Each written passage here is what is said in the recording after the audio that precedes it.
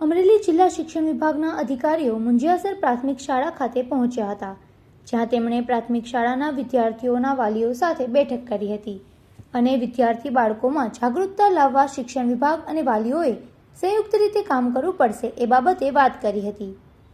જિલ્લા શિક્ષણાધિકારી મિયાણીએ press conference સંબોધી હતી, જેમાં તેમણે બાળકોમાં જાગૃતતાના અભાવે બાળકોએ કાપા માર્યા હોવાની તપાસ અને વિદ્યાર્થીઓ શિક્ષકોના કાઉન્સેલિંગ કરવાની કાર્યવાહી કરવાની વાત કરી હતી.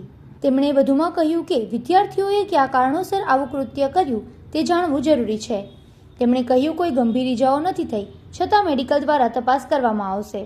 જિલ્લા શિક્ષણાધિકારીએ કહ્યું કે વિદ્યાર્થીઓ આ કેવી રીતે શીખ્યા તે અંગે સ્કૂલ, સમાજ, સોશિયલ મીડિયા, પ્રિન્ટ મીડિયા અને ઇલેક્ટ્રોનિક મીડિયા વગેરે બાબતો જવાબદાર હોઈ શકે. ધોરણ 6, 7 અને 8ના વિદ્યાર્થીઓ આ કાપા મારવાની ઘટનામાં સામેલ છે.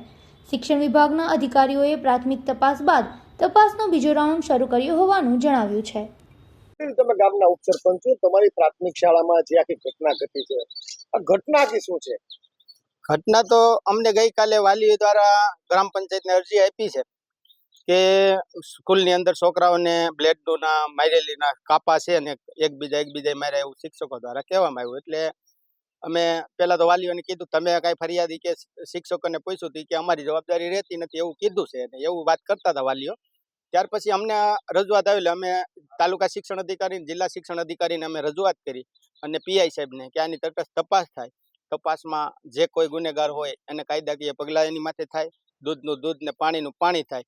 છોકરાઓનો એકબીજાનો કોઈ એકબીજાએ મારી હોય તોય પણ એ તો એનો તપાસનો વિષય છે, એટલે તપાસમાં જે કાંઈ આવશે એ આવશે, બધું હશે.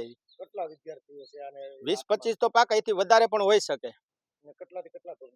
5 સ્કૂલ તો છે 1 થી 8 ધોરણની, પણ એમાં 5 થી 8માં આ બનાવ બનેલો છે. તમારે ધ્યાન કઈ રીતે? કાલે અમને વાલીઓ દ્વારા અરજી ગ્રામ પંચાયતને આવી એટલે અમને ખ્યાલ આવ્યો કે આ સ્કૂલમાં આવું બનેલું છે. તમને શું લાગે છે આમાં? મોબાઈલના વળગણને કારણે? એ તો આખો તપાસનો વિષય છે. તપાસમાં જે કોઈ આવે તે તપાસનો વિષય છે. એમાં આપણે કોઈ માટે આક્ષેપ ખોટી રીતે ન કરવા જોઈએ. તમે પ્રિન્સિપાલને મળ્યા હતા કે? નહીં, હજી હું નથી મળ્યો અને પ્રિન્સિપાલને અમે મળવા પણ નથી. આની અગાઉ પણ આવું થોડું ઘણું હતું ત્યારે અમે પ્રિન્સિપાલને મળવા ગયા હતા. ત્યારે પ્રિન્સિપાલે પણ અમને એવું જ કીધું હતું કે તમે અમને ધમકી મારો છો ને એવી એને ઉપર ફરિયાદો પણ કરેલી હતી. એટલે અમે સ્કૂલમાં રસ લેવા માંગતા જ નથી એ બાબતમાં કે કોઈ મુદ્દા બાબતની અંદર એ બાબતમાં. પણ જે કાંઈ છે આ મટરની અંદર એ પાકું દૂધ ને પાણીનું પાણી થવું જોઈએ. તપાસ પૂર્ણ ત્યાં ખ્યાલ આવી જાય.